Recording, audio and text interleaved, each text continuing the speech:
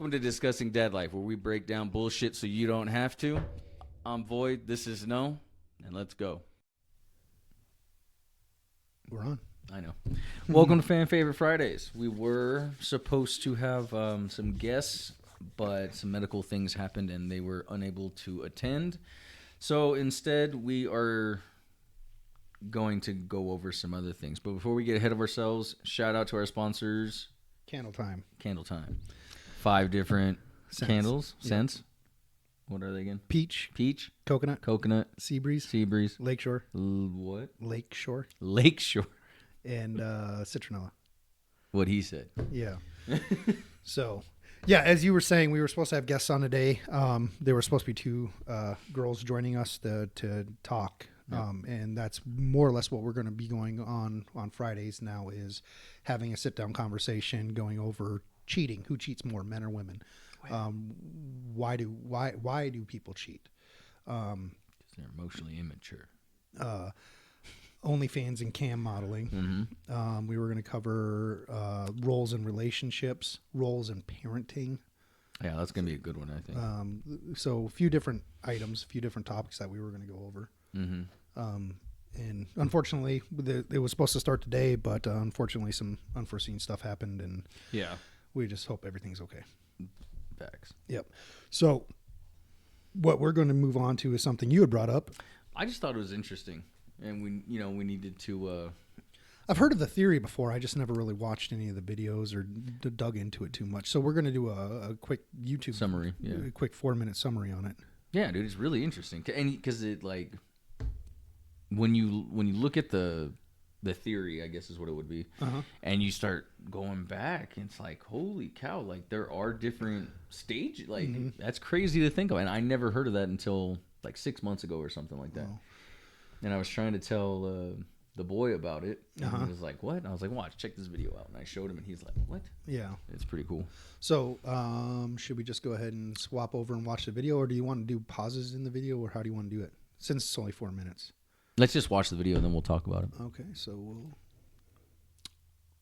I'll be summarizing The Fourth Turning, which is a book written in the mid-90s by William Strauss and Neil Howe. It explores the generational cycles in American history via its controversial yet plausible ideas. Their theory, popularly known as Strauss-Howe generational theory, proposes that historical events shape generations, and that those generations subsequently shape historical events.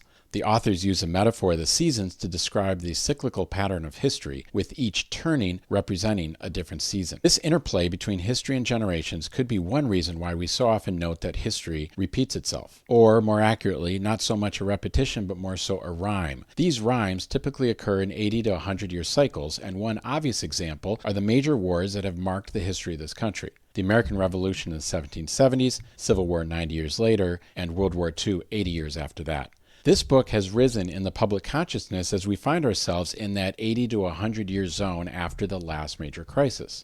People inherently seek knowledge about the future and use models like this to find meaning. The fundamental components of gen theory are seasons and generational archetypes. Let's talk about seasons first. Within these 80 to 100-year cycles, which are not coincidentally a healthy human lifespan, there are 4 seasons, each with the length of a 20-year generation. Keep in mind that the authors are boomers and that these titles are overly dramatic. Let's look at each of these seasons in the context of recent history. The last spring, or high, occurred immediately after World War II and featured the baby boom, which is where boomers got their name. Movies like Grease or TV shows like Leave It to Beaver or Happy Days are vivid depictions of the social conformity, innocent culture, and strong family bonds that typified the era. In The Awakening, we saw the coming-of-age boomers rebel against that conformity by engaging in counterculture and social activism. Each generation reacts to the social norms and expectations of the previous era, and therefore a tiring of social discipline would be a logical response. Civil rights, women's rights, and the sexual revolution were all major movements within this period. Millennials are born, Gen Xers are coming of age, and cultural movements such as hip-hop and grunge characterize society's total shift to individualism within the unraveling, or the third turning. With individualism comes the increasing cultural polarity, red versus blue states, rich versus poor, and recalls a previous unraveling during the Roaring '20s. Winter is a time of crisis, when society is challenged by problems that cannot be easily solved. deepening division and conflict, institutional decay that consistently leads into a major crisis, often in the form of war, and forces a society to either confront or dismiss those problems in order to unify against an existential threat. While this is a time of great uncertainty, it's also a time of incredible opportunity, as the rigid culture of the past 80-plus years will give way to a new springtime of renewal ahead. Let's quickly talk about the 4 generational archetypes: prophet, nomad, hero, and artist. These also repeat and align with the seasons. The most recent example of the prophet generation are the boomers. They're characterized by indulged post-war childhoods, activists for social change, idealistic, passionate, and charismatic leaders, and they inspire others to pursue a higher purpose. Gen Xers, on the other hand, are neglected and are resilient during childhood. They're skeptical of authority and institutions, and are innovators who challenge established norms. They're comfortable with uncertainty and change. Millennials are optimistic and confident, focused on achievement, competition, and desire to make a positive impact. Heroic figures in times of war and unrest, and are natural leaders with a strong sense of responsibility. Finally, artists, raised by Gen Xers with a sense of individualism, creativity, and social idealism. They have a strong sense of identity and desire for authenticity, and often create new cultural expressions that reflect changing values and beliefs of society. And that's my presentation on the 4th turning. Check it out. That's an interesting, quick little summary. Just a little quick video. What do you think? Well, I've already heard that theory, and I never really watched any of these videos, but It's kind of spot on. it is hard times make strong men. Strong men make weak times weak, or easy times make weak men. Yeah. It's basically the same concept. Yeah, yeah. What I do find interesting is they actually showed it how it lined up in the 80 to 90, 80 right, with 100 the year cycles. revolutionary A CRM shouldn't weigh your budget down. It should does, lift your teams up. A CRM shouldn't hide fees. It should save you My bad. So, sorry, guys. That's going to come through. Random commercial. Oh, that's funny. That is funny. No, yeah, that is interesting because you can kind of correlate what's going on in today's society to what's going on, what happened in the past. And we are in the 4th turning, it seems like. Yeah. The time of crisis or turning of crisis. Yeah. Which is interesting, though, because after every winter comes spring, the high. So they're saying somewhere between what looked like 2020 and 2030. Yeah, 2020, 2030. Yeah. So we only got, 5.5 years to go, and then hopefully we're out of this. Yeah. I think we're going to be a little out of it a little sooner than that. Yeah. I'm gonna have to fix that. What happened over there, buddy? I must not have had it tight enough. It pulled down. So Oh, okay. yeah, it's all right. I just noticed it. But that's interesting. So what are your thoughts? Man, that's crazy. Like, the thing that I thought was cool was like each generation, even in whatever turning, it has its role. Like, it didn't. I don't think it explained it in that video, but one of them that I've seen. So like baby boomers in the time of crisis has their role, and then like us millennials have our role, and Gen Z has their role, and like. Well, it kind of set that up there because like it kind of gave the attributes. And Yeah, if you look at yeah. the attributes, those are kind of the roles that you're going to have: natural leadership. Oh, I did and say stuff that. like Yeah, that. okay, I take So- that back. But it's just cool how like our kids, you know, are gonna be the artists, the No, our kids are not. builders. No, Isn't that what it said on that video? not our kids. Well, whose kids? Our it would be the younger Because we're the generation. heroes, right? Yeah, we're the Yeah, heroes. we're the heroes, and then We do not produce the next generation. We produce this generation after next. well, whatever's after us is what I meant. Yeah, but we don't produce them. Millennials are not producing the next generation. Gen X is producing the next generation after millennials. It always I'm skips one. confused. Boomers created millennials. Yeah, Xers created alphas. but I'm talking about Gen Z. Or I'm sorry, Gen X created Gen Z. Millennials are producing alphas. Alphas. Oh, That- that's where I'm getting it mixed up. Yeah. Then. But this is interesting though because our kids are going to be like boomers. Yeah. Which actually starts making sense, though, if you start looking at the trends on the alphas and what they're put up with and what they won't put up with, they actually do align more with boomers. That's crazy.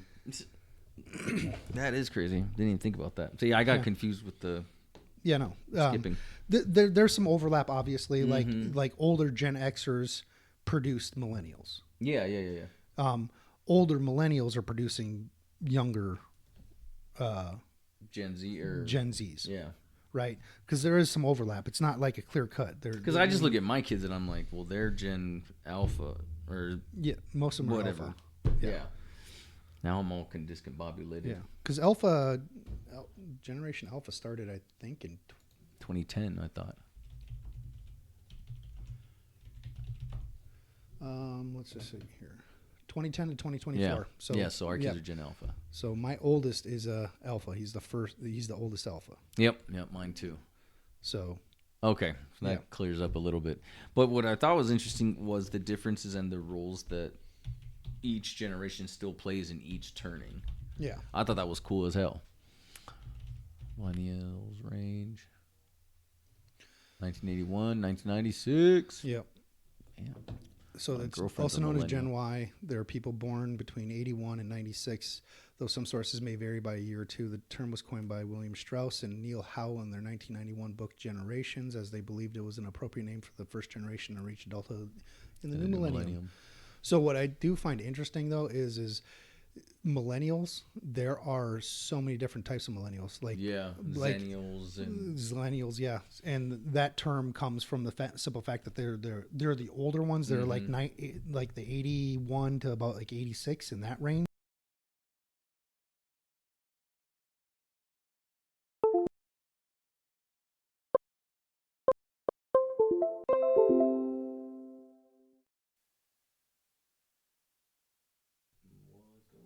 I don't know. Hopefully it didn't mess up anything too much on the recording. Yeah. But the Zillennials, because I'm a Zillennial. Mm-hmm. I don't like claiming millennials because most millennials I find to be incompetent. They're just One word description. Go ahead, buddy. Feel free. Camera's yours. I would classify them more as whiny. They don't want to put in the work necessarily. So yeah, I like it. It's all good. So yeah, but yeah, no, the fourth turning is definitely an interesting concept. I'm gonna buy the book and read it. I was actually thinking of buying the book now too and reading it just to dive into it a little bit more. Just a little bit. I mean, it's just a cool thought. You know what I mean? Well, it's thought provoking. Exactly. Right? Like I don't think you can use it to predict anything. No. But I do think that that old adage where it's if you don't learn from history, you're bound to make the same mistakes. Bound to repeat it. Yeah. So I but everything. It seems like when you first were explaining to me upstairs what you wanted to talk about, I thought you were actually talking about fashion. How like after in fashion, like it always comes back. Yeah. Like, they're bringing back the 80s right now. Yeah. So it's just interesting concepts. Yeah. I just thought it was a cool thing, man. Yeah. Let us know what you think. Let us know what you think is going to happen. That's the big one. Is we're according to that little chart, we're due for a world-altering event, is what it said. It didn't really say world-altering. It said culture-altering. Well, because the first one was the American Revolution. Yeah, but that's American, not world. Okay, fine. American change. So American Revolution, then World War II, Civil War. Is that what it said? Yeah. I could have swore it said World War II. Anyways, those two wars. And then World War II. Then there were 3 wars. I saw 2 on there. There was 3. Oh. There's the American Revolution, the Civil War, World War II. Okay, well then now we're at that 80 year again is what I was getting at. Yeah. And so we're at another change. But you could say it could be World War III because of the state of our world politics. Yeah, could be. It might just be actually our involvement in funding Ukraine and the Russia-Ukraine. Yeah, because that's a huge one that's splitting the nation apart too. Yeah. Right? Yeah, could be that. It could be Taiwan. It could be the DIE. Mm-hmm. And how everyone's starting to turn on DIE because they push too far and people are not willing to accept it, right? So there's multiple things that it could be. I wonder what they're going to classify it as. Or it could be abortion. I don't know if abortion is going to be strong enough, though. Right. So take the Civil War, for example. Mm-hmm. So the Civil War, Main reason it was fought was because the South wanted to secede from the nation, right? Mm-hmm. And the North said, no, you can't secede, and we're going to go in and attack you. A lot of people like to think it was over slavery. Yeah, it no, wasn't. slavery ended up being incorporated into it as a major issue, but it was actually the splitting of the nation that was actually the cause of the Civil War. But what catalyst or what made it so much more powerful was when slavery was introduced and Lincoln was trying to emancipate them. And obviously there was the role because, the Republicans first came out and one of their big things was no more slavery. Yeah. Right. Not the So Democrats. that is obviously it is a major reason why there was a wanting to split in the nation, but the war was not fought over it. It was fought to keep the nation together. Mm-hmm. But that was a huge one, right? Human rights. Yeah. And I think abortion is comparable, right? It's comparable to human rights again. It's a question that is not answered in our Constitution that the Supreme Court really needs to answer. Is when does a human life, when do the rights of a human life begin? Is it at conception? Is it not at conception? It needs to be defined. It has to have a clear definition, right? Yeah. Because we have so many different viewpoints. You have some, like evangelical Christians, that it's the point of conception. And you have others that you can kill the baby after until birth. Even, what was the Greg Youngkin or whatever his name is from Virginia? Who he was talking about the baby would be born, made comfortable, and then we decided what to do with it. Yeah. So you have such a wide range as to when human rights actually apply to that person. So what I'm saying is abortion theoretically is on the same level as slavery. Yeah. For the social aspect of it. The only difference between the two is in slavery, you had adults that would go in and stand and fight for their own rights, right? Mm-hmm. Whereas as with abortion, you can't have a baby fighting for the rights the same way as you did in slavery. Yeah. No, you can't do that. Right. So not saying that they're the same or equal. I'm just saying that in my mind, I could see how that one might rise to that level. I see what you're saying. I get it. So, yeah, interesting. Nonetheless. Cool. Yep. We ending it? Yeah. All right, quick shout out from our sponsor. I know, but I can't remember the name. Candle Time. Candle Time. I was going to say Candle Tippy Time. Tippy Time. Tippy Time. I don't Tippy know. Time. Sounded clean. And then buy the candles on the website or the BuyCandleTime.net. What? BuyCandleTime.net. Link in the description. Ocean 5 cents breeze. available. Ocean. Sea Breeze. Sea breeze. See, you're fucking me up. Lakeshore. Peach. Coconut. Citronella. Yep. And then also your albums are going to be on there. We'll get those out there when we get a chance. Don't worry about those right now. we're gonna get them there, guys. We're gonna get them there. One day I won't be special ed. Fair. You guys have a good one. Thank you for watching. Please give us a like, share, and subscribe. Till then, peace.